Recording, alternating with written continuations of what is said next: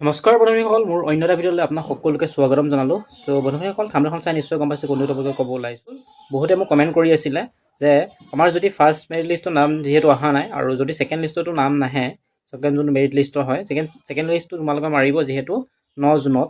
চ' তোমালোকে বহুতে কমেণ্ট কৰি থকাৰ কাৰণে মই ভিডিঅ'টো বনাই দিলোঁ যে আমি যোনটো স্পট এডমিশ্যন হয়, এডমিশ্যনটো কেনেদৰে ল'ম, তোমালোকক স্পট এডমিশ্যনৰ বিষয়ে সবিশেষ এই ভিডিঅ'ৰ পৰা গম পাই যাবা।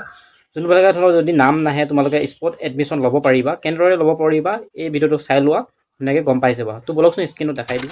চ' বন্ধু-বান্ধৱীসকল, পোনপ্ৰথমে তোমালোকে চাই লোৱা যে তোমালোকৰ যিহেতু 11 এপ্ৰিল 2026 পৰা ৰেজিষ্ট্ৰেশ্যন ষ্টাৰ্ট হৈ গৈছিলে, বাকী যোনটো 12 মে হয়, 12 মে তোমালোকে এপ্লিকেশ্যন হেৰি কৰিব পাৰিছিলা, বাকী কাৰেকশ্যনৰ কাৰণে তোমালোকে 23 মে'ত ষ্টাৰ্ট কৰিব পাৰিছিলা। সেইটো কথা নিশ্চয় জানা। যোনটো ফাৰ্ষ্ট মেৰিট লিষ্টখন হয় 2 জুনত, যিহেতু ফাৰ্ষ্ট মেৰিট লিষ্টখন ওলাই গ'ল। আৰু বহুতে মোক কমেণ্ট কৰিছে যে ফাৰ্ষ্ট মেৰিট লিষ্টৰ বহুতো নাম অহা নাই। চ' যিহেতু দেখাইছে admission for the application first merit list. তাৰপিছত নেক্সট হৈছে preparation of the looking the second merit list. তোমালোকৰ যোনটো ছেকেণ্ড মেৰিট লিষ্টখন তোমালোকৰ আহিব, যোনটো দেখা পাইছা 9 জুন, যিহেতু আপকামিং দেখাই আছে। তাৰপিছতো যদি তোমাৰ নাম নাহে তেনেহ'লে তোমালোকে কলেজত এডমিশ্যন কেনেদৰে ল'বা।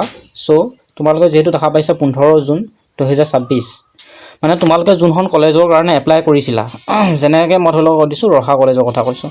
ৰহা কলেজত যদি তুমি এপ্লাই কৰিছিলা, ফাৰ্ষ্ট মেৰিট লিষ্টতো তোমাৰ নাম নাহিল, ছেকেণ্ডখনতো তোমাৰ নাম নাহিল, এক্সাম্পল, তেনেহ'লে তোমালোকে কৰিবা কি? তেনেহ'লে তোমালোকৰ স্পট এডমিশ্যন ল'ব পাৰিবা। স্পট এডমিশ্যন মানে হৈছে তোমালোকে ডাইৰেক্ট এডমিশ্যন, তাত কোনো ৰখিবলগীয়া কথা নাই, ডাইৰেক্ট গৈ এডমিশ্যন ল'ব লাগিব।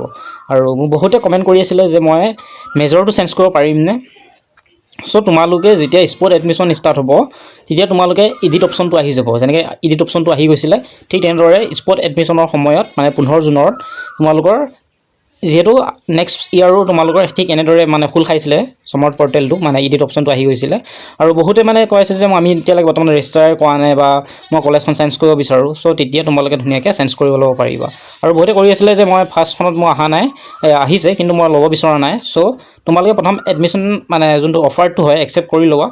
তাৰপিছতহে তোমালোকে কি কৰিবা, যেতিয়া তোমাৰ মন পচন্দৰ কলেজখন আহিব ছেকেণ্ড লিষ্টত, তোমালোকে ফাৰ্ষ্টখন কেঞ্চেল কৰি পেলাই তোমালোকে এখন একচেপ্ট কৰি এডমিশ্যন ল'ব পাৰিবা। ঠিক আছে।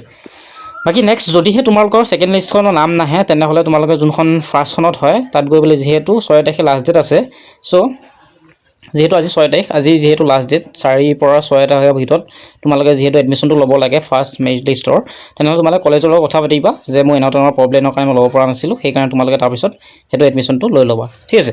বাকী স্পট এডমিশ্যনৰ কথা বহুতে কনফিউজ হৈ আছিলে। চ' মই বুজাই দিছোঁ, ঠিক লগতে ল'ব পাৰিবা। আৰু তোমালোকে ইয়াত মন পচন্দৰ ল'ব নোৱাৰিবা। ঠিক আছে। তুমি যদি এতিয়া পলিটিকেল চায়েন্সৰ মেজৰৰ কাৰণে এপ্লাই কৰিছিলা, তোমাৰ অহা নাছিলে, তোমালোকে প্ৰথমতে কলেজখনত যেতিয়া আগতীয়াকৈ যাবা, যোনখন কলেজত ল'ব বিচৰা 15 তাৰিখে গৈ পেলাই তোমালোকে গম ল'বা যে তোমাৰ পলিটিকেল চায়েন্সটো বা অসমীয়াত তোমাৰ মেজৰ চিট খালী আছে নে নাই। যদি খালী আছে পাবা, নহ'লে তোমালোকে যিহত খালী থাকে, যদি এডুকেশ্যনত থাকে, জিঅ'গ্ৰাফিত থাকে, তেনেহ'লে তাতহে তোমালোকে মেজৰ লৈ পঢ়িব পাৰিবা, নহ'লেতো তোমালোকে মাইনৰ পঢ়িব লাগিব। ঠিক আছে। সেইকাৰণে গম ল'বা, সোনকালে যাবা। আৰু এনেকৈ এই চেনেলটোত স্মাৰ্ট পৰ্টেলৰ ৰিলেটেড আৰু স্কলাৰশ্বিপ এভৰিথিং তোমালোকৰ যি সুবিধা হয়, সকলোবোৰ ডিটেইলছ মই এই চেনেলটোৰ পৰা তোমালোক দি থাকিম ইনফৰমেশ্যন। তো চেনেলটো ছাবস্ক্ৰাইব কৰি বেল আইকনটো অন কৰিব নাপাহৰিব, তো এনে ধৰণৰ ইনফৰমেশ্যন পাই থাকিবলৈ। ঠিক আছে। তো আজি ভিডিঅ'টো ইমানেই। ধন্যবাদ। জয় অসম।